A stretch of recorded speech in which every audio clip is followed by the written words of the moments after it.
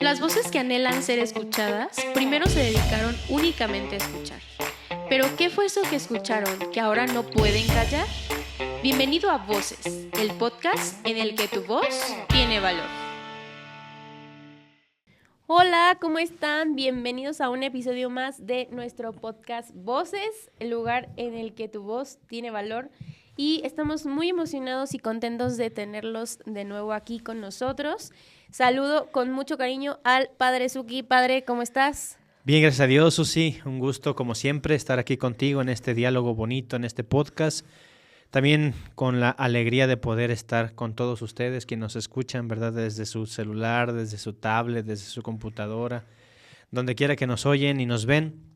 Agradecidos con Dios porque nos permite seguir aquí comentando, ¿verdad? Hablando de temas importantes, estas voces que siguen, pues, compartiéndose en la vida y que creo que nos ayudan a continuar en lo que somos y cada uno de nosotros con esta, pues, conciencia, ¿verdad? De que vamos avanzando en lo que hemos interpretado que Dios nos pide, que es a la felicidad. Exactamente. Además, intentamos y rezamos porque así sea, que sean una voz diferente a las voces que escuchamos afuera, ¿no?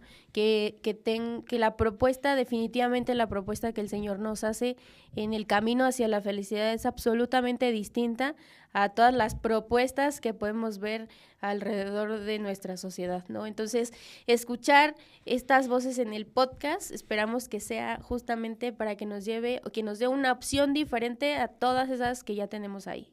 Y por eso, Padre, hoy vamos a vamos a seguir con este tema de la identidad, porque no es solamente que nos apasione mucho este tema de la identidad, de verdad, no solo es eso, sino que estamos seguros de que es sumamente importante que retomemos y trabajemos en nuestra identidad, Padre, porque al final de cuentas, la identidad de la persona es lo que somos, ¿no? Es nuestra esencia. Y lamentablemente la mayoría de los problemas sociales provienen justamente, o más bien aprovechan esta debilidad en la identidad justamente para para confundirnos o para atraernos o para aprovecharse de nuestra vulnerabilidad. Entonces, ir a esta parte creo que es fundamental.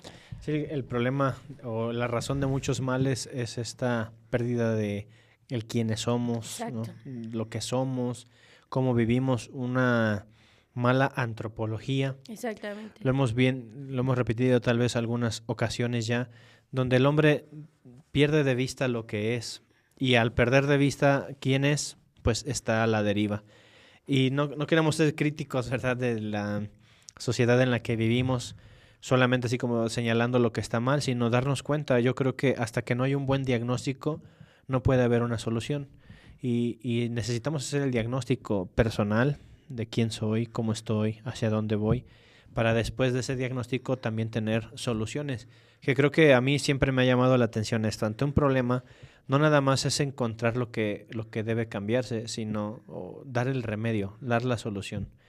Bien dicen, ¿verdad?, esa frase, que cuando escribes un problema y ya eres capaz de escribirlo tal cual, qué es el problema o dónde está la dificultad, ya tienes prácticamente la mitad del problema resuelto. Y creo que eso falta, ¿no? Sí, claro. Saber quién soy, la identidad de dónde yo estoy parado, y una vez sabiéndolo tendré estas herramientas, posibilidades de seguirme construyendo. Exactamente. Aparte, como decía el Padre, no es cosa de que seamos críticos, pero sí tratamos de que trabajemos el pensamiento crítico. O Exacto, sea, justamente. el cristiano no es un fideísta, ¿no? No es el que No, para nada. No, o sea, no es el que ciegamente, sí, lo que diga, no sé qué. No, o sea, es aquel que es capaz de cuestionar lo que ve, ¿no? O sea, es aquel que es capaz de ir más allá y decir, ok, pero no desde un cuestionamiento negativo, sino de construcción, ¿no? Entonces, esa es la intención del pensamiento, de alimentar el pensamiento crítico, ¿no? Y creo que por eso hoy tenemos muchos miedos, ¿no? Sí, porque sí. Cuando te pones a reflexionar te das cuenta de lo que tienes que cambiar, pero dices, no quiero, porque esto me gusta, o sea, esto así lo quiero, mejor hago como que no veo, hago como que eso no está y sigo adelante, ¿no? Y entonces Yo creo que sería el gran problema, no tener este juicio reflexivo en el que después de haber pensado me lleve a la acción, sino Ujú. simplemente pensar y decir, esto está mal, eso no está bien, pero pues lo hago. Entonces ahí habría como una gran laguna en la Ujú. que tendríamos que trabajar. Exactamente. Entonces, hoy vamos a platicar, hemos estado trabajando sobre este camino de la identidad y hoy vamos a platicar un poco sobre las 5 dimensiones de la persona que influyen para construir nuestra identidad, pero no solamente nuestra identidad, sino para trabajar en nuestra autenticidad, ¿no? O sea, porque una parte es encontrar y saber quiénes somos, pero otra parte muy importante es consolidarme en ser auténtico, ¿no? Tengo justamente aquí un separadorcito de el Beato Carlo Acutis, aquí en mi libro, y justo lo vi y justo me acordé que tiene una frase que dice que muchos nacen como originales, pero mueren como fotocopia. Y qué loco, porque es real, o sea, es, es natural, que ya lo vamos a ver ahorita en las dimensiones de la persona, todos estamos construidos un poco de todo, ¿no? O sea, nuestra autenticidad sí proviene un poco de todo lo que somos, de con quién convivimos, ¿no? Esta frase que dice que somos la combinación de las 5 personas con las que convivimos diariamente, ¿no? Y sí es verdad, o sea, al final de cuentas se nos arraigan cosas. Pero justamente ahí está el reto, ¿no? Para poder construir la autenticidad, tengo que saber quién soy, de dónde provengo, y entonces por eso vamos a platicar de las dimensiones de la persona, de todo aquello que influye, o sí, que influye para que yo pueda construir el quién soy, saber quién soy, pero sobre todo trabajar en mi autenticidad, ser auténtico, no una fotocopia, como dice el Beato Carlo Acutis. Sí, porque la fotocopia, al modo de que él lo expresa, va en esta sensación de que no estás siendo libre, Exacto. no estás viviendo, sino Ujú. simplemente estás, esta palabra que a mí me gusta, ¿verdad? Siendo, mimetizando, o sea, copiando Ujú. el actuar de los demás. Y creyendo que eres libre, ¿no? O creyendo que eres auténtico, y no es así. O sea, las modas que se nos arraigan en este tiempo, y más por toda la comunicación, la hiperconectividad que existe, estamos como muy inmersos en estímulos tan fuertes que nos llevan como a crear estas fotocopias muy endebles de lo que somos, y queriendo imitar ciertas cosas que no nos ayudan, que no nos hacen Exacto. felices, pero como todos lo están haciendo, pues entonces, pues yo también, ¿verdad? Claro. Entonces ahí estaría el gran riesgo, ¿no?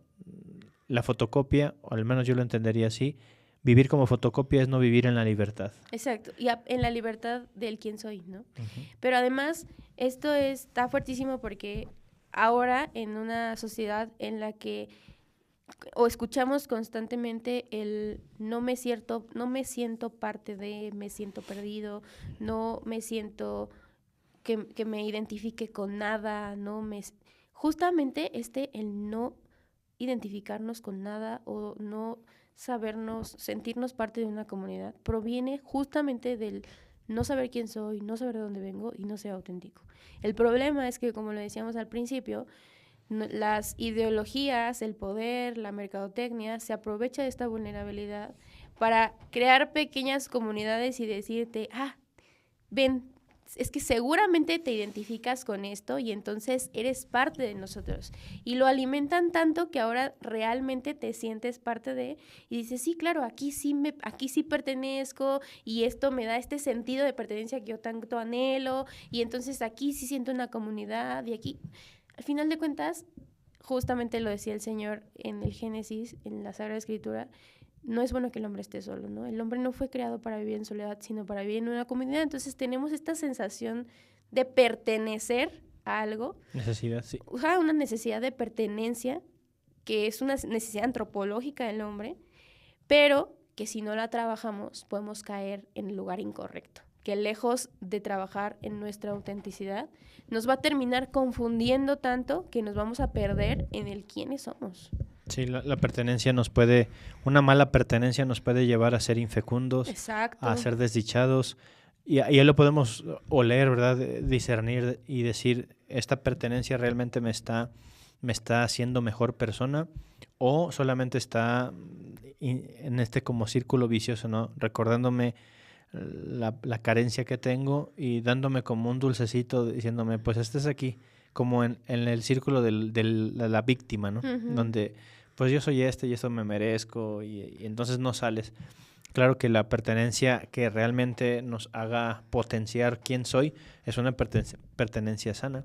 Ujú. Tendríamos que hablar de que las pertenencias es una multitud de cosas a las cuales estamos vinculados, ¿no? Ujú. De relaciones, llámese familia, llámese iglesia, amigos, trabajo, etcétera, que son parte pues de este gran tema o de todo lo que implica lo antropológico en el hombre, que son estas dimensiones, ¿no? Exactamente. Que de la primera podríamos tal vez empezarla a decir. La primera, vamos a tomar la reflexión de este libro de el padre Gustavo Godínez. El libro se llama Hacer el amor con amor. Y es un libro que va dedicado específicamente a trabajar en la virtud de la castidad. Pero que justamente para poder llegar a trabajar esta virtud, ya vamos a platicar un poco de esto al final del episodio, pues primero tienes que saber quién eres, ¿no? Entonces, me acuerdo que cuando yo leía este libro, lo empecé a leer hace como unos 6 años, cuando yo empecé a leer este libro, justamente me lo dieron porque necesitaba trabajar una idea de la castidad. Y cuando empecé a ver que el libro hablaba sobre la identidad de la persona, yo decía, yo creo que se equivocaron, ¿no? Yo creo que está medio loco el padre, pero después entendí todo el sentido. Y en la primera dimensión de la persona es la corporalidad. Es decir, cada uno de nosotros, como lo platicábamos en el episodio con la doctora Diana, tenemos un cuerpo. Y este cuerpo es especial, ¿no? Este cuerpo manifiesta todo lo que somos interiormente. Todo lo que tenemos en el interior se ve en nuestro cuerpo, ¿no? San Juan Pablo II lo refiere que el cuerpo es un sacramento, ¿no?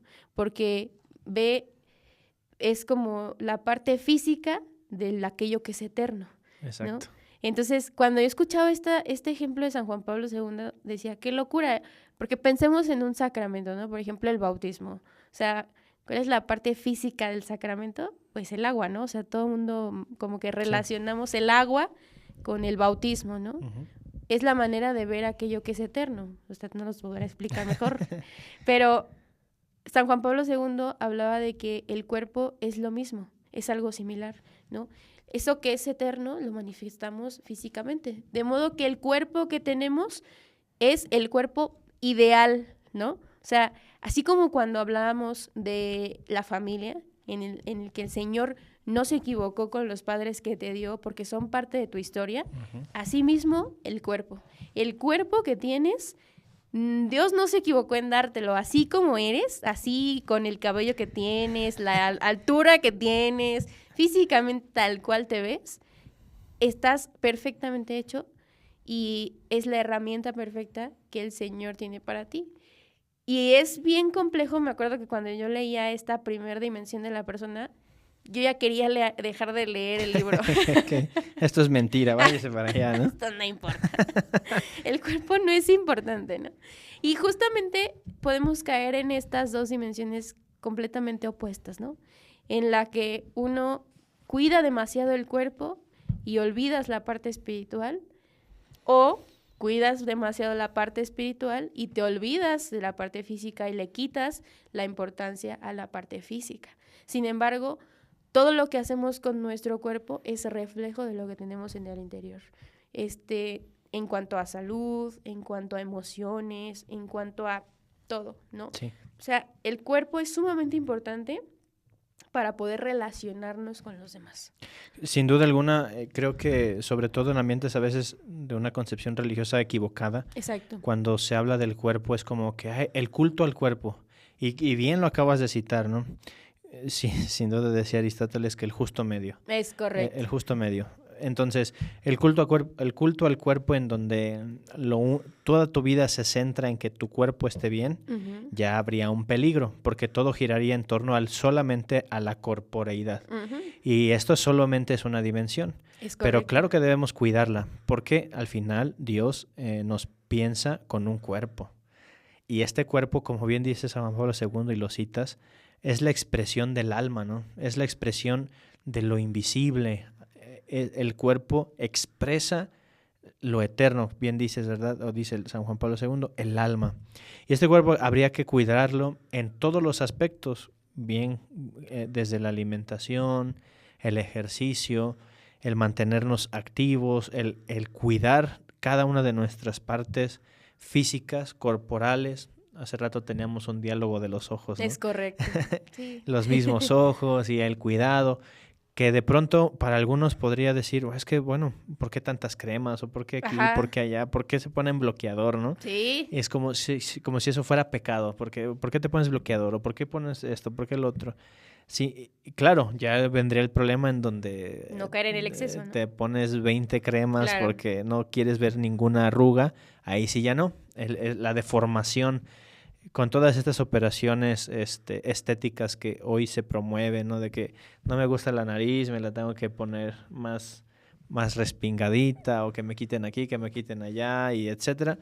Esas ya son deformaciones de un culto al cuerpo negativo. Pero el cuerpo es lo que nos hace trascender también, ¿no?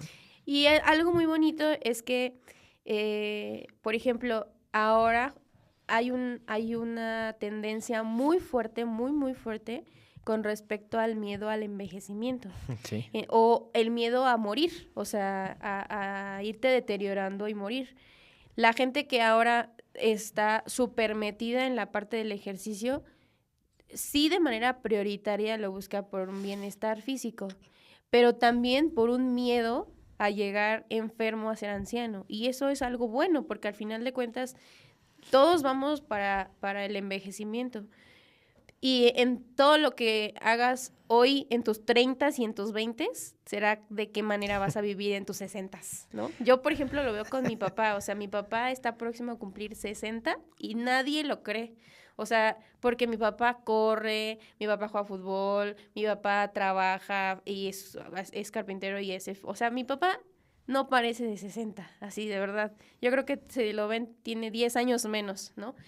Porque justamente, o sea, él come súper bien, tiene buenos hábitos, ¿no? Entonces, siempre ha sido alguien que procura su cuerpo físicamente.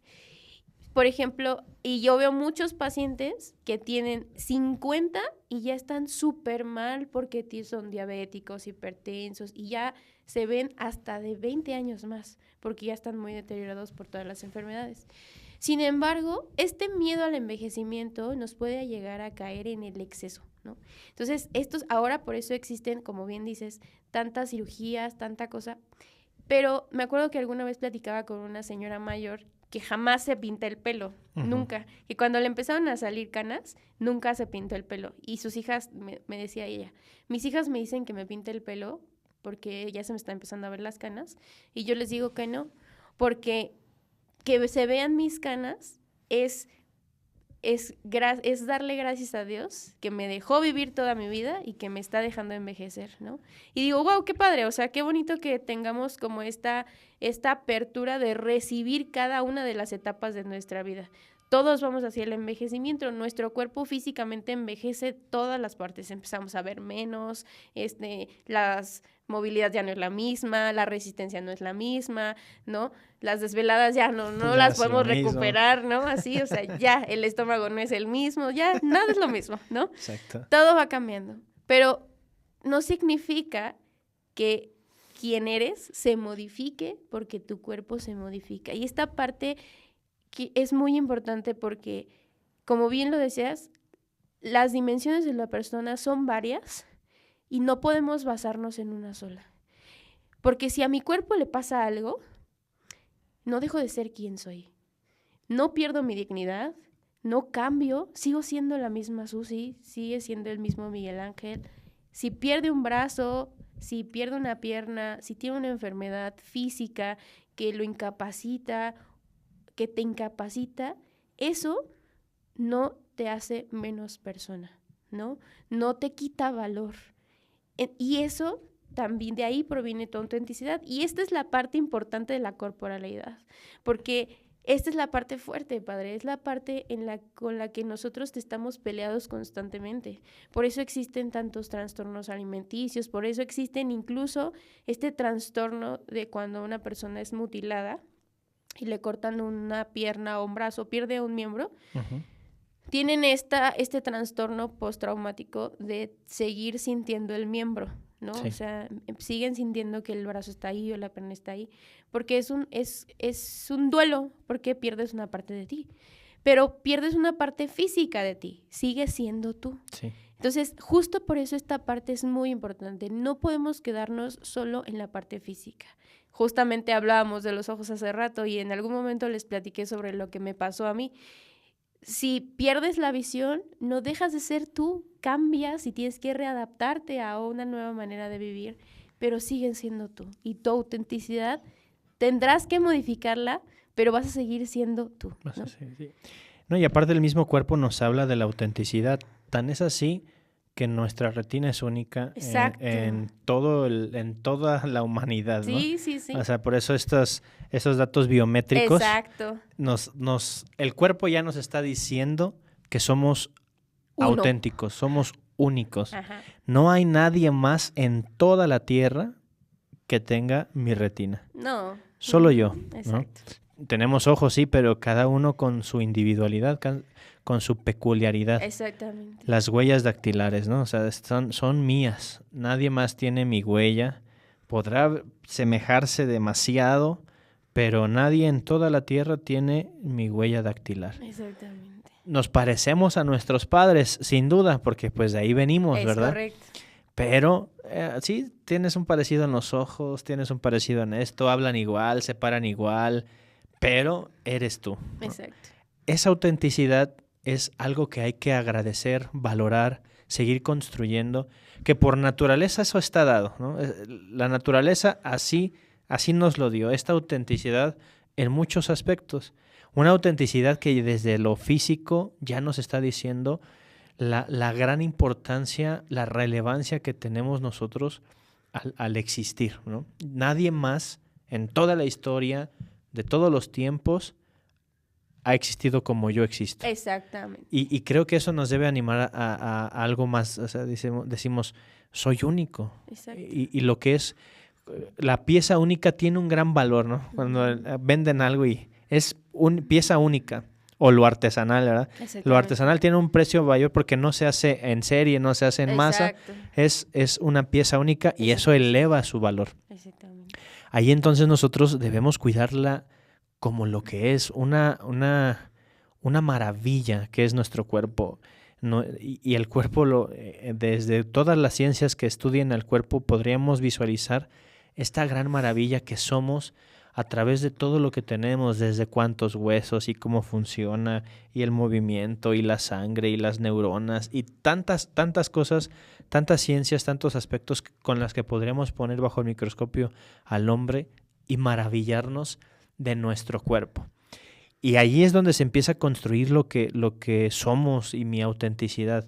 En la medida en que yo procure, cuide, preserve mi cuerpo, con esta conciencia que la acabamos de decir, ¿verdad? Es un cuerpo que al final también va a tender a descomponerse, a fallar. Pero cuando nosotros la hemos construido, sabemos que ese es el proceso natural. Exactamente. Y entonces no caemos como es que no. Sí, o tal vez dirán, ¿verdad? Ahorita, pues sí, están hablando porque están bien jóvenes, súper jóvenes, ¿no? Súper, claramente. Como ustedes tienen 30 años, entonces se atreven, ya que tengan 60, vemos, ¿no? O sea, claramente tendremos que vivir esos procesos de los años 40 y los 50. Todavía falta, pero... los que Dios permita. Pero, como bien dices, esta conciencia se va creando en el día a día. Ahorita me hiciste pensar que de pronto se escuchan voces cuando eres joven, ¿no? De 20 años. Ay, sí, qué horror. Que te dicen, ahorita aprovecha, come lo que quieras, porque después ya no vas a poder. Háganlo, sí es cierto. Sí. Pero después, ante esta, diríamos, bueno, ¿en serio? ¿En serio ahorita tengo que comer lo que sea porque después ya no? O más bien, para que yo me preserve lo más posible. Exacto. Desde antes yo tengo que cuidarme, ¿no? ¿Cuál es la edad propicia, no? O sea, en todo momento debería de haber este cuidado desde que nacemos hasta que morimos, cada proceso con su debido cuidado, su debida importancia, que nos hará sentirnos mejor. Y qué bien se siente sentirse satisfecho con el físico, con el cuerpo saludable que tienes, ¿no? Y si no estás saludable, o sea, tenemos que aprender a amar nuestro cuerpo como es, aceptarlo, amarlo, identificarnos con él, o sea, este es mi cuerpo, esto es lo que soy, es parte de mi vida, porque gracias a esta primer dimensión podemos brincar a la segunda, que es la interpersonalidad, ¿no? Es decir, cómo me relaciono con las demás personas. El hombre, cómo se relaciona con los demás hombres, ¿no? Y en este momento, les digo que no me gusta de repente como hablar de mi testimonio, porque no quiero que parezca ahí como que quiero presumir ni nada, pero al final hablo desde lo que Dios ha hecho, ¿no? Claro. Entonces, me acuerdo que justamente cuando leía esta parte, esta era la parte que a mí más me costaba, ¿no? Yo tengo una enfermedad física que ya les platicaba un poquito, se llama dermatitis atópica severa. Cuando era muy joven, más joven, estaba muy fea, muy fuerte. Era la enfermedad más grave, más rara del mundo, ¿no? Mi inmunólogo, que lo quiero muchísimo, es como mi papá, siempre decía que era una dermatitis del diablo, porque dice, eres la única paciente. Yo veo muchos pacientes complicados porque él ve muchos pacientes con inmunodeficiencias, con enfermedades que provienen de nacimiento, ¿no? Y que la mayoría de las veces lleva a los pacientes a la muerte o a un deterioro grave.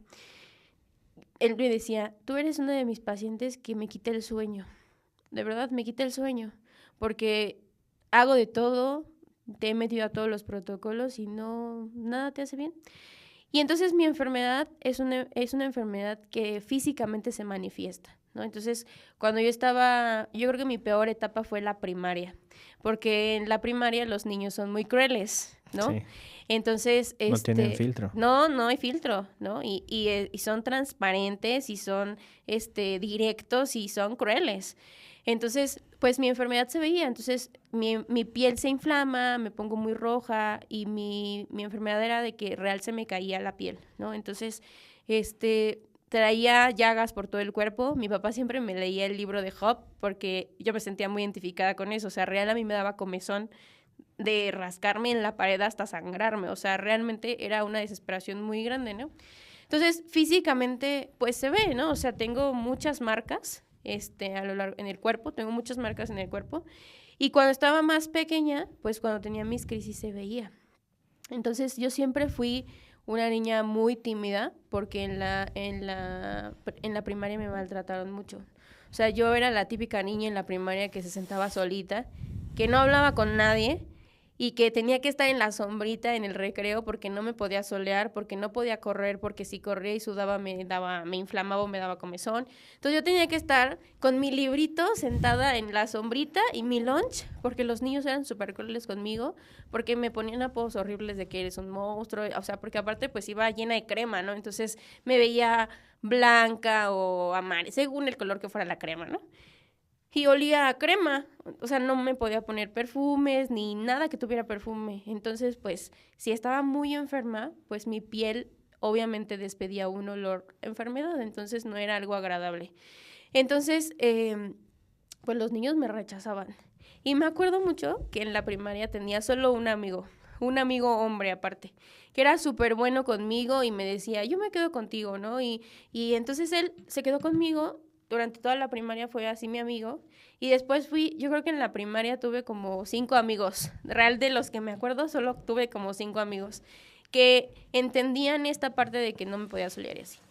Obviamente me hice muy tímida, muy reservada, muy cerrada al abrirme con la gente, porque yo sentía que todo mundo me iba a juzgar, ¿no? Entonces, por eso brinco a esta parte de la interpersonalidad. A mí me costó literalmente como 20 años de mi vida poder aceptar que este era mi cuerpo, que así era mi cuerpo, que así se veía, que así se manifestaba, porque mi enfermedad cuando yo estoy muy estresada, ahora ya no, pero cuando estaba muy estresada, o sea, de que exámenes o lo que fuera de la escuela, me ponía muy mal. Entonces, eran mis peores momentos los exámenes. Cuando hice mi examen para la media superior, iba así casi en silla de ruedas, súper mal. Cuando cuando entré a la superior, lo mismo, o sea, mal, ¿no? Entonces, físicamente se ve. Y yo siempre fui una persona muy solitaria porque me daba miedo que las demás personas me juzgaran. Entonces, eso nos puede llevar la dimensión corporal. Si yo no me amo, si yo no acepto quién soy, si no acepto que este cuerpo que tengo así como es instrumento para el objetivo que Dios quiere conmigo y para saber quién soy, la manera en la que me relaciono con los demás será desde esa herida y ese dolor que tengo con respecto a mi cuerpo. Yo me alejaba de las personas. Yo no dejaba que nadie se me acercara ni que me tocara. O sea, yo soy de esas personas que no me gusta que lleguen y... El contacto físico. Ajá, Sí. no, me costaba. Y no solamente porque me dolía, o sea, porque realmente me dolía que me tocaran, sino porque me daba miedo que tocaran mi piel con una textura distinta, que supieran que está lastimada. Entonces me daba miedo que la gente me tocara, me sintiera y me rechazara. Uh-huh. Entonces, cuando uno tiene físicamente esta barrera y no tiene esta armonía con su cuerpo y esta aceptación con su cuerpo, también alejamos a las personas. Y entonces en mi relación, en mi dimensión interpersonal, me empiezo a volver solitario, me empiezo a volver cerrado, ¿no? No dejo que las personas entren a mi vida, que se involucren conmigo, no dejo que me ayuden, porque me vuelvo mejor lo hago yo para que no se den cuenta de que me cuesta trabajo, ¿no? O sea, me vuelvo individual, ¿no? Cerrado, por el miedo al juicio, por el miedo a la crítica, por el miedo al rechazo, ¿no? Entonces, este tipo de prejuicios que provienen del cómo se ve mi cuerpo, me pueden complicar en la dimensión interpersonal, me alejan de los demás. Y es que necesitamos el cuerpo para tener relación. Si no tuviéramos un cuerpo, no habría manera de relacionarnos, ¿no?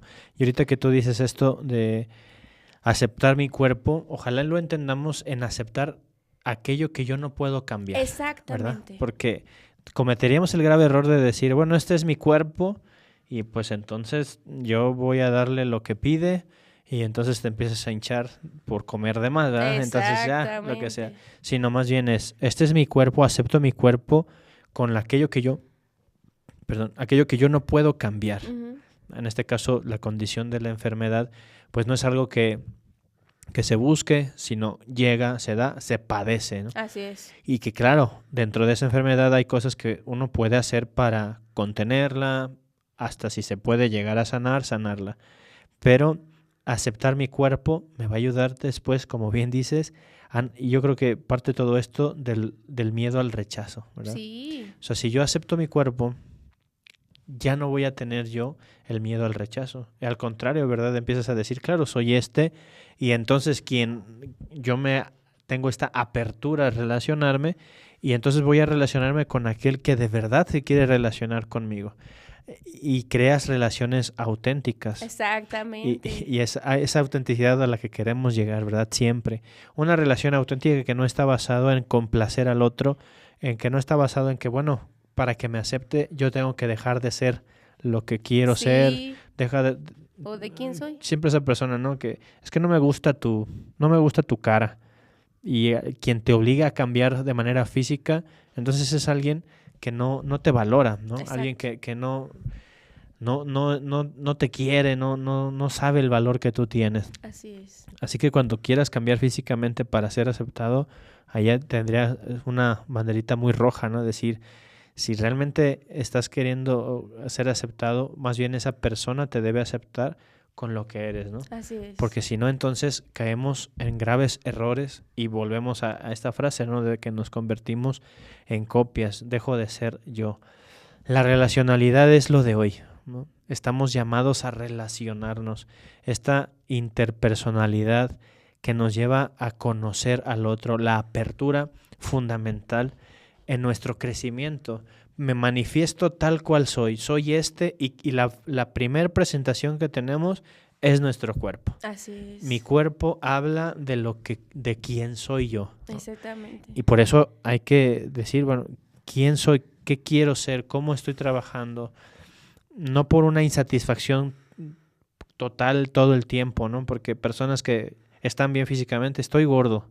Y no estás gordo, no es cierto. ¿No? Ese es ya un trastorno que va más allá. Más bien es quién eres y realmente cómo está tu cuerpo manifestándote y dándote la oportunidad de tener una relación con el otro de una manera sana.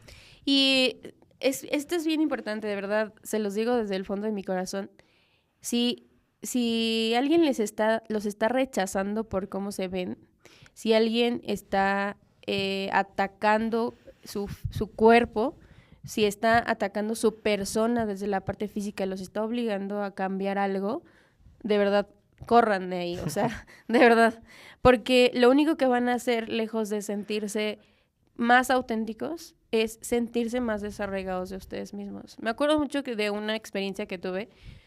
Yo, en este rechazo que tenía hacia mi propio cuerpo, pues yo sentía que jamás en la vida iba a tener una relación con alguien de nada, ¿no? O sea, me costaba mucho trabajo abrirme a las relaciones porque justamente tenía miedo al rechazo y al juicio.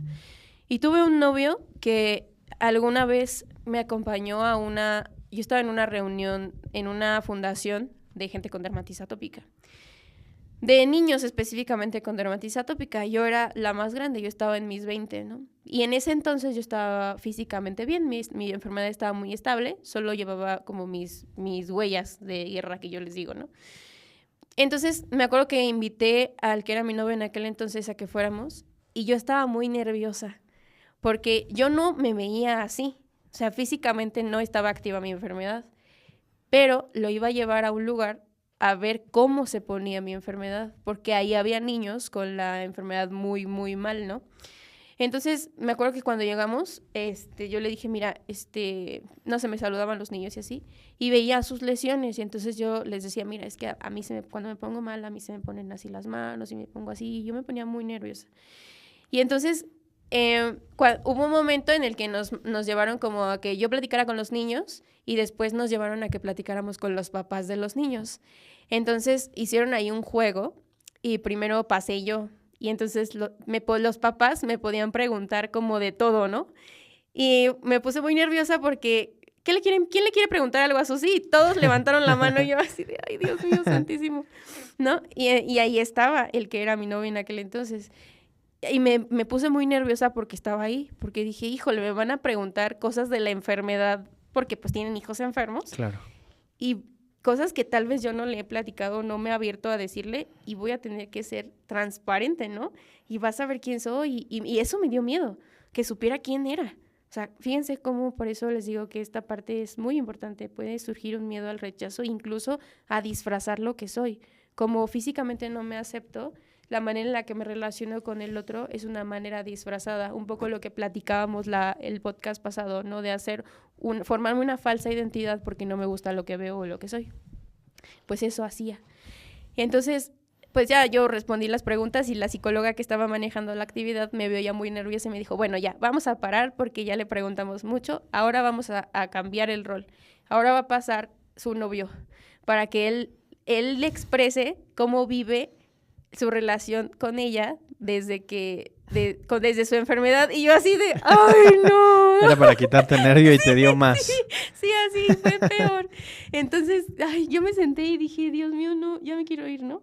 Estaba súper nerviosa y me acuerdo que una de las cosas que dijo frente a todos fue, ella siempre está muy preocupada de que yo me vaya por su enfermedad, pero cuando yo la conocí, yo ya sabía que estaba enferma. Entonces, si yo la acepto, no la acepto por su enfermedad, sino la acepto toda ella. Pero a ella le cuesta aceptarse toda ella. Y para mí fue muy bonito porque fue real, o sea, desde su manera de expresarlo, me hizo ver esa herida que tenía yo. O sea, él la vio y él sabía. Entonces, las personas que se acercan a ti, la manera en la que te relacionas, cuando es una relación sana, es aquella persona que te puede ver en su totalidad, en tu totalidad, físicamente, que te valora físicamente, que te acepta físicamente, pero no solamente eso, sino que te valora y te ama desde quién eres. Pero es muy duro cuando alguien más lo valora desde lo que tú eres y tú no, ¿no? Entonces, si tú no lo haces, te relacionarás desde el dolor, desde el rechazo, desde el miedo, y entonces pasa lo que él decía, ¿no? Ella vive con un miedo constante de que yo me vaya por su enfermedad, y sí era así. O sea, yo todo el tiempo tenía miedo es que se va a ir porque me voy a enfermar, es que si ve que se va a ir y así. O sea, yo tenía ese miedo todo el tiempo, se va a ir por mi enfermedad. Y entonces nos relacionamos con las demás personas desde el miedo. Y por eso se generan todos estos problemas en las relaciones de dependencia, ¿no? De yo dependo de que alguien me acepte, dependo de que alguien me diga, dependo de que mi valor como persona depende de la aceptación de los demás. Qué riesgoso vivir así, hecho nudos de nervios todo el tiempo, sí. ¿no? Tengo que sentarme de cierta forma para que agrade, ¿no? Claro, te debes de sentar bien, no para agradar, sino porque es tu salud, Exacto. tu posición. No debo de estar con un peso ideal para agradar, sino porque es tu salud. Exacto. Entonces el motivo no debe de ser el agradar al otro, sino tu bienestar en ti, ¿no? Es esa frase que siento que de pronto se malentiende de amarte a ti primero para después amar, pero ese amarte no de manera desordenada, sino realmente el cuidar lo que eres. Y creo que una bonita forma de descubrirnos si nos estamos relacionando de manera sana es si yo me estoy manifestando a los demás de manera transparente. Es correcto, sí. ¿Verdad? Si yo estoy transmitiendo de manera transparente quién soy, entonces yo puedo decir estoy construyendo relaciones sanas. Uh-huh. Y aquí es donde yo siempre luego he dicho, ¿verdad? En el anonimato de las redes sociales, porque a veces te animas a tener una relación interpersonal por mensajes o etcétera, cosas a distancia o algo así, que te llevan a decir cosas que no dirías de manera física, ¿verdad? Corporal, de frente, dicen ahí. Te quitan un poco el miedo. Face to face, ¿no? Ajá, sí. Si no eres capaz de decir de frente algo y eres capaz de decirlo acá, entonces ahí hay algo que no está bien, ¿no? No, si nada más te atreves a decirlo aquí a la distancia o en el anonimato, entonces claramente ahí no hay algo sano en ti, ¿verdad? Que va a provocar ciertos y grandes problemas. Justamente creo que las relaciones interpersonales que construyen nuestra vida son aquellas que construimos, ¿verdad? Desde la autenticidad, desde la transparencia, desde soy no tengo que ocultar nada y estoy en crecimiento.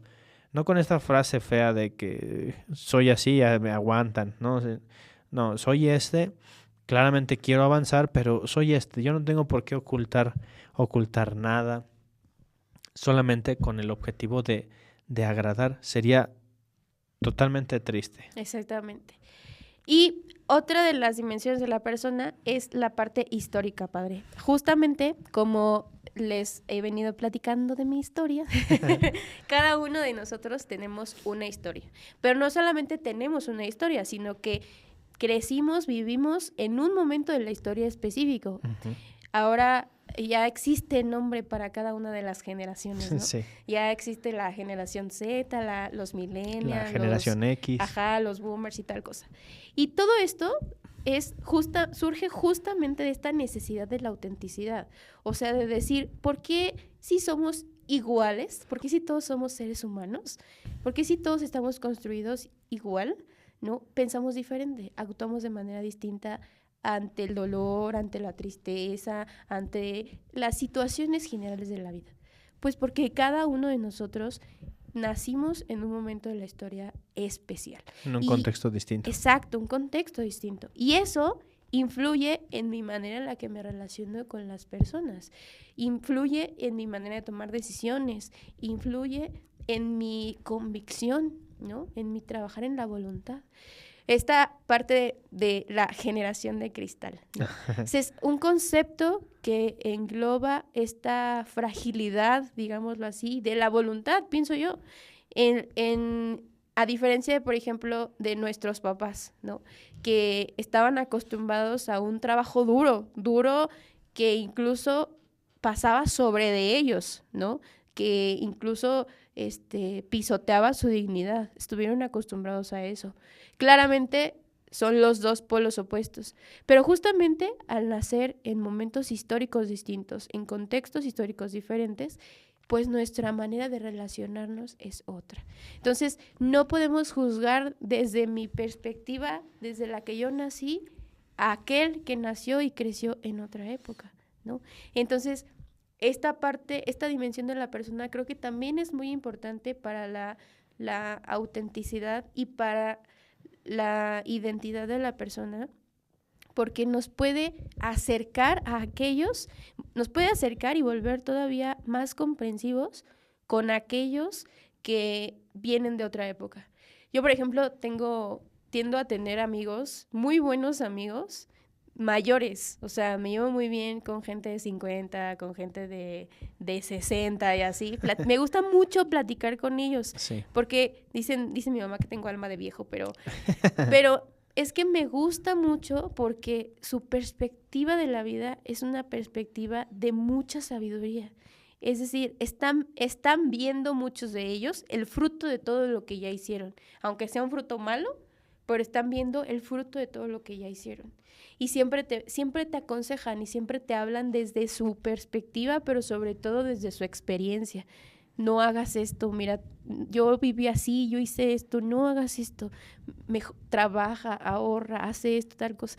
Y a mí me enriquece muchísimo platicar con ellos y me gusta porque a diferencia de nuestro pensamiento actual, o si platico con un veinteañero, de pronto es como, ay, Susi, es que eres bien aburrida, deberías de hacer, o total, mira, no sabes si mañana vas a amanecer, tú vive hoy, ¿no?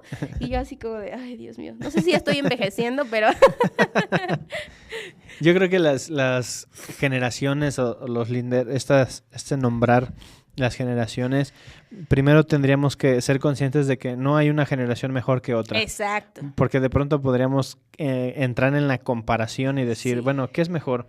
Los que nacieron del año 2000 para acá, ahorita que ya va ya del 2020 para acá, o sea, ya los que están naciendo del 2015 ya no se parecen en nada a los del 2000 y etcétera.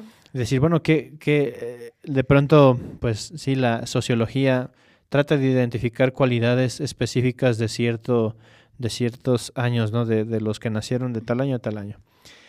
Pero cometeríamos un grave error en decir, bueno, esta generación es mejor que la otra, o esta es mejor que esta, sino más bien, como bien dijiste tú, cada generación, cada persona ha respondido al contexto en el que fue existiendo. Es correcto. Y claro que todos podemos aportar, porque creo que ahí está la brillantez o la genialidad de cada persona cuando aporta lo que es y crea una suma de cualidades en beneficio del todo. Es correcto. Y así tú lo acabas de decir muy claramente, ¿no? Aquellos que ya pasan los 60 años tienen una visión del mundo desde su óptica distinta a la de el que tiene 20 o 30 años y no... Lo distinto no es algo negativo. A veces le tenemos miedo a lo distinto. Uh-huh. Quisiéramos ver a todos iguales, ¿verdad? Así como que cuando todos piensan igual, cuando todo eso, entonces aquí, ¿no? El ser distintos da más riqueza. Uh-huh. Entonces, saber escuchar, y el Papa Francisco lo ha dicho mucho, ¿verdad? Escuchar a la generación de los abuelitos. Sí. El escuchar al abuelo, escuchar a la persona de la tercera edad, que a veces se le dice como hasta de manera despectiva de la tercera edad, ¿no? Sino a los ancianos. De pronto hasta las palabras hoy como que ya no las queremos decir, es que al anciano, al viejito, ¿no? O sea, es parte de este camino y de ellos puedes aprender como desde los de tu propia generación, como de los de las generaciones recientes, ¿no? Uh-huh. Y de pronto aquí en la comunidad lo vemos, donde los misioneros laicos o los que van iniciando tienen 20 años, tienen 18 años y uno está joven, pero pues ya vivió un poquito más, de unos 30, pero también convives con los padres más grandes y entonces viene este gran reto, porque sí lo considero así, un reto en el que todos aprendamos a dialogar, a convivir, a construir desde la peculiaridad de cada uno que tiene por la edad biológica, por lo vivido en el contexto en el que está. Pero además nos hace falta aprender a escuchar con perspectiva, porque, por ejemplo, hay generaciones definitivamente que son más resilientes que otras, porque les tocó vivir cosas más complicadas en Sí. su época, ¿no? Cada una de las épocas tiene su complejidad. No Sí. podemos decir, todo mundo en su época dice, esta es la peor Sí, época, sí. ¿no? Esta es la época más difícil. Sí, sí. Pero yo creo que hay generaciones más resilientes que otras y justamente lo que nos toca a nosotros es aprender de esa resiliencia y esa resiliencia y esa sabiduría que brota de la experiencia es la que nosotros debemos absorber. A mí de verdad me enriquece mucho porque tengo una compañera en el trabajo que está por jubilarse ya y ella nos da mucha risa porque ella el año pasado cumplió 60 y yo cumplía 30. Entonces nos daba risa porque siempre andábamos trabajando juntas y decíamos que éramos 60 y 30, ¿no? Pero nos llevamos muy bien. Y entonces yo seguido le platico de lo que hago y de todo esto y ella me decía, me da mucha risa, pero aparte me sorprende cómo con tanta diferencia de edad podemos entablar una conversación tan buena. Porque yo aprendo mucho de ella y ella aprende mucho de mí. Ella así me dice, ¿no?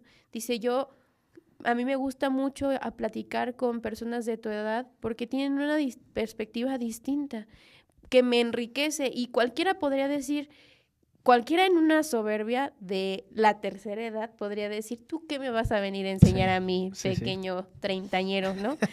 Pero no, o sea, la realidad es que también nosotros podemos enseñarle cosas nuevas a generaciones mayores, ¿no? Y lo veo reflejado aquí. Entonces, esta parte de ser humildes y saber que necesitamos la resiliencia y la sabiduría de otras generaciones. Sí, la apertura nos hace aprender.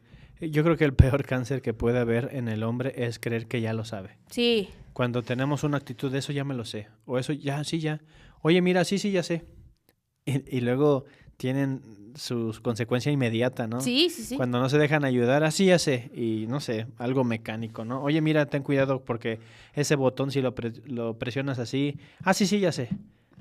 Tú le ibas a advertir que se iba a romper si tú hacías un mal. Y esa persona, por tener este chip de ya lo sé y no me digas, no quiso escuchar. Yo soy mayor. Y entonces lo hace y se rompe. ¿Y qué vendría después? Ya ves, te dije, o sea, no lo sabías o tú creías saberlo, pero no es cierto. Y ahora lo tiene que reparar el que le dijo que no lo hiciera. Por eso luego no se lleva bien uno. Pero justo, o sea, pasa eso, ¿no? Esta soberbia nos puede llevar a saber que todos necesitamos de todos y eliminar este pensamiento y caer en la soberbia nos puede llevar a ese conflicto, ¿no?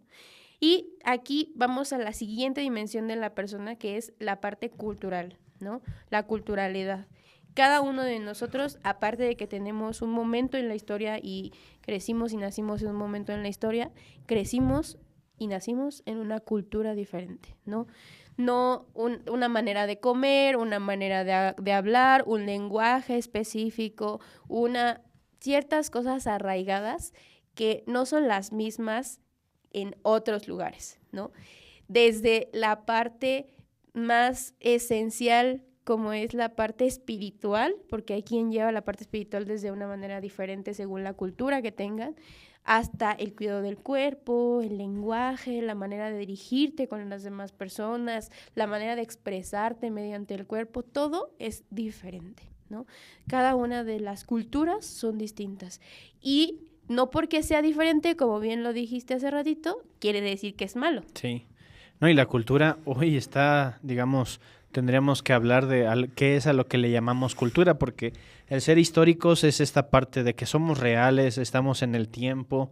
El que ser históricos implica entonces que estoy en el tiempo y la característica de la historia es que va avanzando. Es correcto. ¿No? Entonces vamos avanzando y en este avanzar debe haber también un desarrollo. Y creo que la cultura debe construir ese desarrollo. La cultura, o podría llamarse cultura, aquel que hace que todas las capacidades del hombre se exploten, se desarrollen, crezcan, aumenten. Porque si no, podríamos llamarle la contracultura, ¿no? Uh-huh. Estas prácticas que lo que hacen es desfigurar al hombre, la antropología, es decir, quitarle cosas y promoverlo eso como cultura estaría de manera equivocada. En cambio, la cultura es aquella que está en la historia porque está en nosotros y lo que provoca es el desarrollo, el sí, pues esta parte de la trascendencia, lo cultural, que es muy fácil a veces identificarlo en los pueblitos, ¿verdad? Aquí es muy cultural, es como esto es muy de aquí. Esto es la cultura, pero esta cultura impregnada por el beneficio de la persona y de la sociedad. Exacto. Y aquí es en donde nosotros tendremos que dar la batalla cultural, dijera, ¿verdad?, este libro de Agustín Laje. Ajá. La batalla cultural en donde esta cultura debe de ser preservada, cuidada. ¿Cuál cultura? La cultura del valor de la persona. La cultura del bien. La cultura del bien, del desarrollo, del bienestar. Esta palabra que en nuestro país, ¿verdad?, está un poco manchada, ¿verdad?, la cuestión del bienestar. Pero ¿a qué le llamamos bienestar? En donde todas las partes o dimensiones en las que estas hemos citado están produciendo, están avanzando. Están justamente distribuidas. Y creo que la cultura debe de propiciar ese ambiente. Si quisiéramos verlo así, como que la cultura es el ambiente donde la persona se va a desarrollar para sus relaciones interpersonales, para su cuerpo, para todas estas capacidades que tenemos, la cultura te debe de poner el ambiente propicio para que te desarrolles. Y en cambio, si entonces la cultura no está llevando adelante lo que debe de ser, entonces viene en detrimento de nuestra dignidad. Y aquí pareciera que fue primero, si el huevo o la gallina, ¿verdad? Porque decimos, bueno, la cultura, ¿quién la crea? El hombre, pero la misma cultura influye en el hombre. Entonces, ¿qué es primero? ¿El hombre crea cultura o la cultura crea hombres? Creo que va de manera simultánea, ¿no? En donde el hombre va creando cultura, pero al mismo tiempo la cultura va impregnando al hombre. Entonces, por eso ese círculo debe ser virtuoso, en donde nuestros hábitos, nuestras prácticas, todo aquello que llamamos tradición o cultura, vaya no en detrimento, no quitándole, sino al contrario, agregando. Así es. Agregando valor a nuestra persona, a lo que somos, hacia dónde vamos, y culturas extraordinarias que ha habido a lo largo de la historia, pero que sin duda vamos con esta necesidad de que la cultura siga creciendo, siga teniendo estos detalles de cada uno de nosotros para que nos construya y nos construya para un bien personal, pero también comunitario. Exactamente. Y aquí, como decías, partes importantes de la cultura, pues es el lenguaje, Sí. ¿no? El lenguaje. Por eso que en el podcast quisimos hablar sobre esto, porque el lenguaje es la manera en la que me hago relaciones, ¿no? En la que me comunico con los demás. Influye mucho cuál es mi lenguaje o cuál es mi manera de relacionarme con el otro según mi lenguaje, ¿no? Entonces, cada cultura tiene un lenguaje distinto que la hace rica, ¿no? Que la enriquece. Y también otra parte importante de la cultura es justamente su espiritualidad, ¿no? La manera en la que viven esta parte trascendental del hombre, que ya platicaremos un poco más sobre esta dimensión, pero también otra parte importante de la cultura es la parte política y la parte del arte, ¿no? Dos maneras importantes de expresión del hombre, de esa riqueza que le construye la cultura. La expresamos en el lenguaje, en el arte, en la parte espiritual, en la parte política, ¿no? Todo esto, todas estas dimensiones en la cultura es súper importante, ¿no? Que lamentablemente ya, como bien lo platicábamos en esta parte de la contracultura, han surgido cosas que lejos de enriquecer al hombre, lo hace menos o incluso lo destruye, ¿no? Incluso ahora el lenguaje ya está completamente modificado a mi conveniencia, ¿no? Entonces, modifico el lenguaje según lo que quiero que entienda el otro, lo que me conviene que el otro entienda, ¿no? Qué complejo. Sí, la expresión. Creo que nosotros tenemos esta gran riqueza, maravilla de expresarnos, y el lenguaje claramente no nada más reducido a las palabras, sino el lenguaje en general, este lenguaje corporal, la gesticulación, todos los modos de expresión que nosotros podemos tener, donde yo realmente esté transmitiendo lo que soy por lo que yo quiero ser también, y no nada más volvemos a esto tal vez en el ser aceptado y yo dejando de ser, ¿verdad? Estos movimientos ideológicos que inmediatamente ves el lenguaje de las personas y parecen robotcitos, ¿verdad? Ujú. Hay creados así como que, a ver, métele a su cabecita estos conceptos, estas ideas y órale. Y ya van saliendo en masa y hasta de manera física o exterior se ve claramente Así, ese modo las de pensamiento. fotocopias. Sí, las fotocopias ahí, todas así. Ujú. Entonces, eso nos debe de prender las alarmas, ¿verdad? Decir, bueno, yo realmente me estoy expresando, me estoy generando el arte, ¿qué arte yo puedo dar? Porque a veces no nada más esa que si yo sé pintar, dibujar, No, no. no, no. La forma de De expresarme, expresarte. esta autenticidad reflejada, creo que las obras de arte más valiosas pues son esas, ¿no? Las que salen del alma. Y claro que la cultura nos va ayudando a que nosotros podamos expresarnos de manera profunda.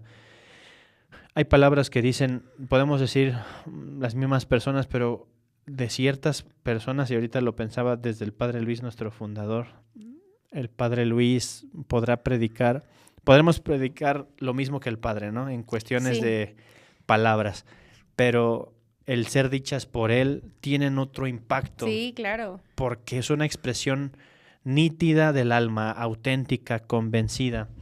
En cambio, cuando solamente eres una repetidora, un Así. repetidor de cosas, pues las dices y dices, no sonó igual, o sea, es como que no Sí, tuvo el mismo impacto. sí, sí. En cambio, nosotros mismos lo vemos cuando decimos algo y decimos esa frase, ¿verdad? Con el corazón en la mano, desde Sí. el fondo del corazón, las dices o haces y tiene un impacto contundente. Es un knockout total al otro, ¿no? Es Sí, decir, claro. cuando viene desde la profundidad, golpea, en el buen sentido, ¿verdad? Golpea y golpea de manera profunda y causa efecto y causa un fruto. Creo que la cultura nos debe llevar a esto, a que nuestras acciones tengan un impacto. Y entonces el camino no es querer impactar, sino más bien yo, siendo lo que soy y esforzándome en crecer, voy a impactar. Lo que yo haga va a tener una trascendencia en el otro, en mí, en la sociedad, y mi cultura va a mejorar, va a crecer. Y ahorita me acordaba, el lenguaje, la lingüística es una ciencia, ¿no? A mí me impresiona esta parte de cómo hay una parte en la parte policíaca o en la parte de esta de investigación por medio de la lingüística. Es decir, Sí. estudian la manera de expresarse lingüísticamente de una persona para poder identificarla. Ajá. El lenguaje te da esa identidad. El lenguaje es importante, es parte de tu identidad, es parte de tu autenticidad. Y ahorita que decías todo esto de la importancia de la palabra, pues lo vemos en la misma escritura, ¿no? El Señor hacía referencia a la palabra de Dios como una espada de doble filo que penetra lo más profundo, ¿no? La palabra tiene un valor tan importante en la cultura que no solamente nos da identidad, sino que refleja lo que soy auténticamente al otro. De modo que aquel que se atreve a modificar el lenguaje en su esencia está atentando gravemente contra la autenticidad de la persona, con su quién es, ¿no? Entonces, y ahora este es el lugar en donde el que se utiliza para manipular y confundir a la gente por medio del lenguaje. Entonces, esta dimensión cultural es sumamente importante para que nosotros podamos trabajar en nuestra autenticidad. Y la última dimensión de la persona, que creo que es una muy importante, pero que lamentablemente, como en todas las dimensiones, es un peligro enfocarnos solo en una. No podemos enfocarnos solo en una.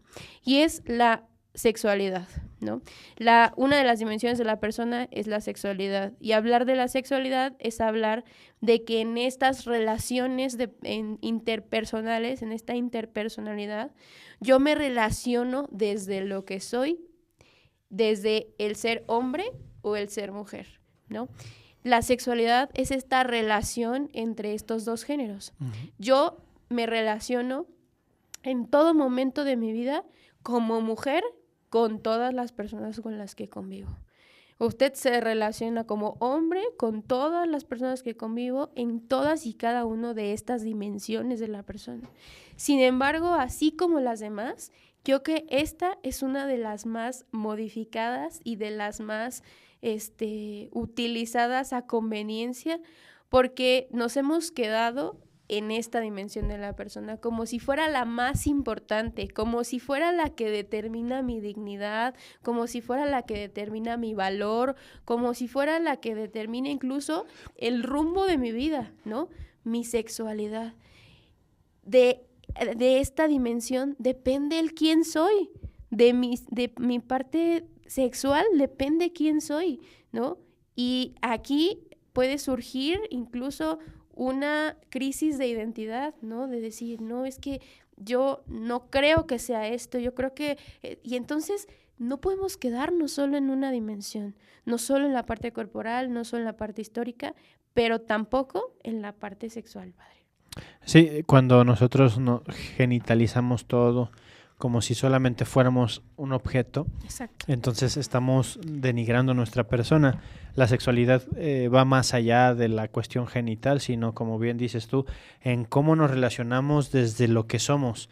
Y uno es hombre o uno es mujer, no nada más por lo biológico en cuanto al aparato reproductor genital, sino desde la concepción o cómo está estructurado desde el cerebro, ¿verdad? Es correcto. Con todos estos estudios donde la mujer tiene todas estas características que yo a veces hasta de broma digo que tienen como el séptimo sentido, el octavo sentido, ¿no? Que pueden estar haciendo... Que quisiéramos apagar a veces, la verdad.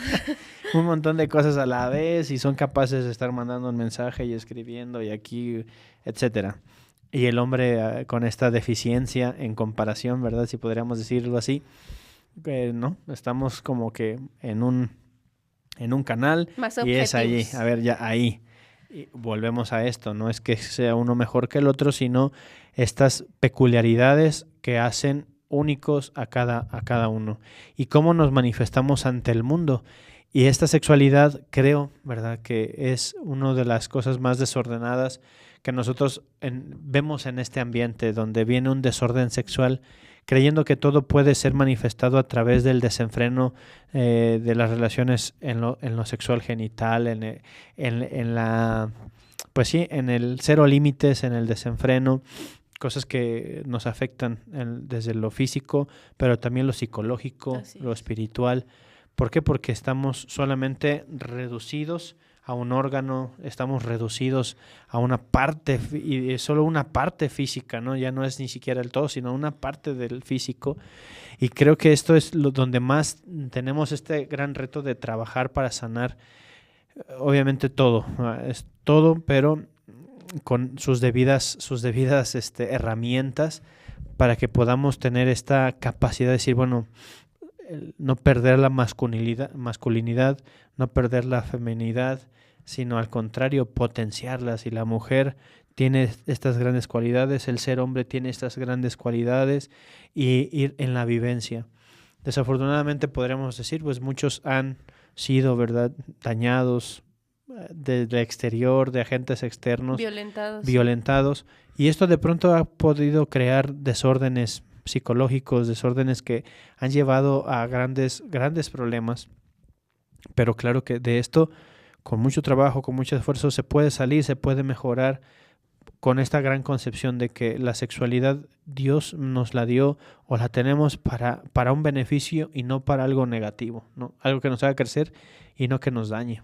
No, y esta parte, cuando yo leí esta parte de la dimensión sexual, me impresionaba mucho porque el padre habla sobre que somos sexualmente perfectos como hombres y sexualmente perfectos como mujeres. Es decir, el problema por eso queríamos hablar de las dimensiones de la persona, porque los problemas sociales surgen de quedarnos solamente en una sola dimensión de la persona, ¿no? En no entender que el ser humano es un todo, sí, ¿no? Todo lo que tú eres, toda tu identidad, toda tu autenticidad está construida a través de todo esto. Y la sexualidad es una de ellas. Eres mujer y eres perfecta como mujer. eres hombre y eres perfecto como hombre. Tu manera de pensar, tu cabeza, tu cuerpo, está todo perfectamente diseñado para ser hombre y perfectamente diseñado para ser mujer. Sin embargo, como en todo, como la parte cultural, como la corporeidad, como todas las demás dimensiones, necesitamos aprender a trabajar en esta dimensión. Y entonces aquí entra muchísimo, en esta dimensión entra muchísimo la necesidad de tanto de hombres como de mujeres.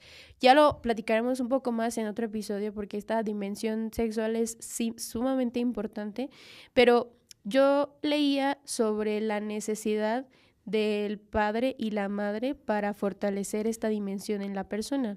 Entonces, por ejemplo, hay estudios que revelan que el padre es aquel que le da la identidad, que refuerza la identidad de mujer en la hija, porque es el padre el que le enseña a cómo relacionarse sanamente con los hombres. Entonces, el padre quien la protege, la cuida, no de la misma manera que la madre, es la que fortalece la feminidad y que reafirma la feminidad en la hija. Y la madre es aquella que trabaja y fortalece la masculinidad en el hombre. De modo que por eso cuando hablábamos en el episodio de la familia, por eso hablábamos la importancia que tienen nuestros padres en nuestra vida. La historia habla mucho sobre cómo a lo largo de toda la historia, sobre todo en la parte de la revolución industrial, se fue obligando al padre a salir del núcleo familiar y ahora ya no se criaba en familia, ¿no? Ahora el papá tenía que trabajar y la mamá era la que se quedaba con los hijos.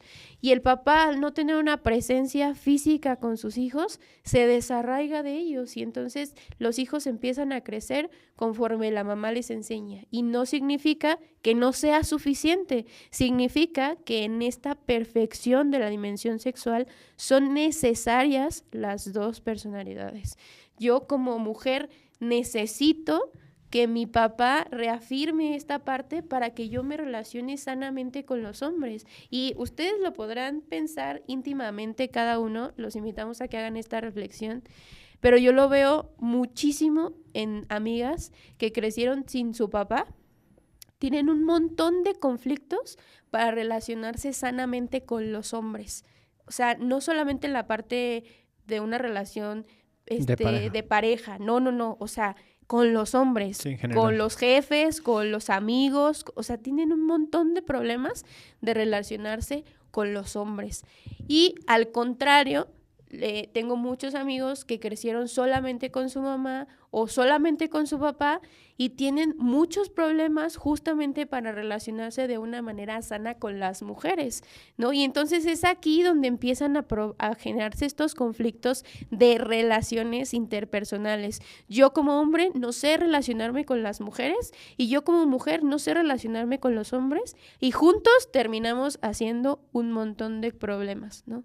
Justamente porque no entiendo que somos diferentes, pero sobre todo complementarios. Yo como mujer necesito del hombre, ¿no? Salió esta tendencia de este video de necesitamos a los hombres, ¿no?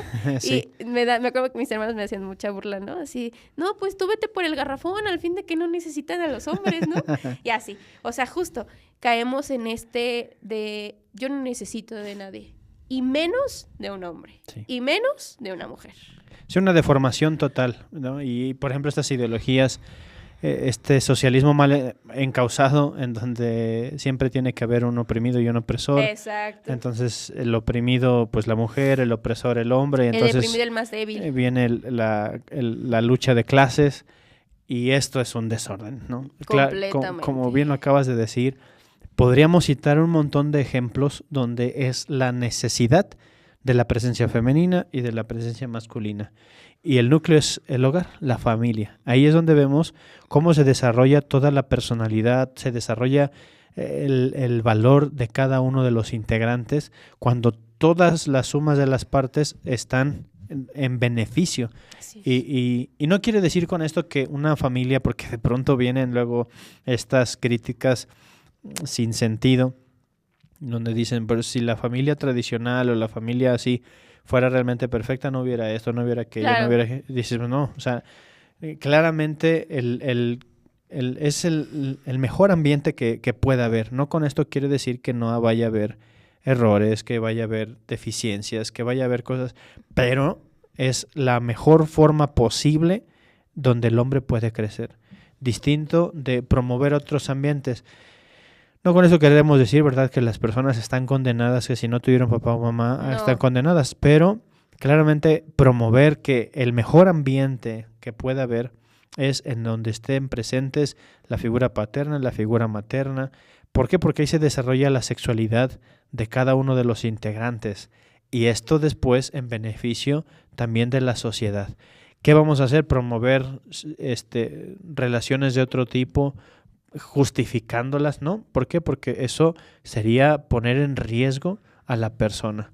Hay que promover aquello que realmente nos construya, Exacto. aquello que nos ayude. Y pues sin duda, todos tendremos en esta sexualidad esta curva de aprendizaje, de crecimiento, que jamás se va a detener, ¿no? Siempre estamos construyendo nuestra personalidad y esta personalidad puede ir cambiando y debe de ir cambiando, pero siempre en un cambio ascendente, ¿no? Hacia la virtud, hacia lo positivo, hacia lo que realmente me plenifique, porque yo estoy convencido de eso, lo que Dios quiere es tu plenitud.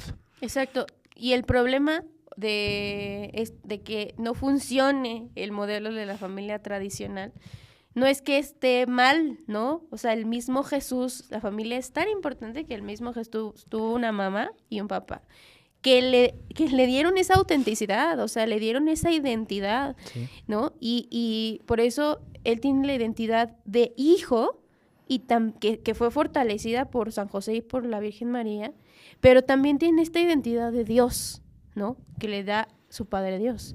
Entonces, el hombre es así. O sea, la familia tradicional, si no funciona, no es porque el modelo esté mal pensado, sino es porque el modelo está formado por personas heridas, por hombres heridos, por mujeres heridas, por hijos heridos por los padres, ¿no? Y entonces, por eso no funciona, no porque el modelo esté mal, sino porque quien está parte del modelo está lastimado, ¿no? Y no nada más está herido, sino no tiene la apertura a cambiar, Exacto. a sanar. Porque todos tenemos heridas, la diferencia es quién está dispuesto a sanarlas o no. Aquel que se ha acostumbrado a la herida y dice, pues yo así, ¿no? Yo soy yo acéptenme, y no querer cambiar, no reconocer, volvimos a esto, ¿no? No hacer el diagnóstico, no reflexionar. Uh-huh. Por eso estas dimensiones nos deben a nosotros de poner, digamos, las cartas sobre la mesa, se dice, ¿no? Uh-huh, exactamente. Poner las cartas sobre la mesa y decir, necesito yo atender a esto, ¿para qué? Para poder crecer. Caeríamos en un fideísmo en el decir, esto se va a solucionar hincándome 1 hora ante el Santísimo. Claro, ¿no? O sea, no es así. Sí. Tampoco estamos diciendo que la conversión va a llegar solamente de nuestro esfuerzo. Claro. Y ahí eso tal vez será tema de otro momento, pero esto debo yo, de ponerlo al 100% en todo, ¿no? En todas mis dimensiones, mi cuerpo, en mis relaciones interpersonales, en mi cultura, en mi sexualidad, en todo lo que nosotros hemos hablado en estas 5 dimensiones que me van a ayudar a crecer y a hacer crecer, Exacto. ¿verdad? Para yo poder realmente decir, estoy en camino de plenitud. Exacto. La plenitud, obviamente, y también lo decimos, plenos aquí en la tierra, nunca. No. Porque es en el cielo, pero voy caminando hacia allá. Y esto es a lo que estamos llamados. Exactamente. Y la verdad es que profundizar en las dimensiones de la persona nos va a abrir el panorama, nos va a abrir el pensamiento crítico y entender, o más bien nos va a ayudar a poder, como bien decías, a darle un diagnóstico a mi sufrir, ¿no? A encaminar al diagnóstico a mis problemas de identidad, ¿no? No me siento identificado con esto que soy, con mi cuerpo, con la manera en la que me relaciono con los demás, ¿no? Es que no puedo entablar una conversación sana con alguien, o sea, no puedo construir relaciones fructíferas, no puedo dar frutos porque no soy auténtico, porque soy una fotocopia, porque estoy caminando a conveniencia de mí mismo y de los demás, que es lo más peligroso, o sea, es lo más doloroso y peligroso. A mí me duele muchísimo ver cómo la gente se siente auténtica, libre, planificada y solamente está siendo a conveniencia de otros que tienen el poder, de otros que tienen el poder de manipular tu mente y quién eres para hacerte creer que estás pleno, cuando realmente creo que es el momento en el que están más perdidos. Entonces, eso me duele muchísimo, que la gente tenga el poder de manipular quién eres, de decidir quién eres. O sea, nadie en este mundo debería poder tener una fuerza sobre decidir quién eres, porque eso no se decide. Tú eres alguien. Ni Dios nos obliga. No. O sea, si Dios no nos manipula, no dejemos que alguien nos manipule. Exacto. ¿Verdad? Y nos ha dado todas las herramientas y creo que pues hay que crecer. Y mientras haya vida, hay posibilidad. Exacto. Y en esto hay que poner todo de nuestra parte para poder lograrlo. Exacto. Entonces, hoy quisimos poner esto sobre la mesa. Vamos a seguirlo en los demás episodios, desarrollándolo un poco más profundo, cada una de estas problemáticas o sobre todo estas dimensiones que platicamos. Ojalá que les haya gustado mucho el episodio. Padre, muchas gracias como siempre.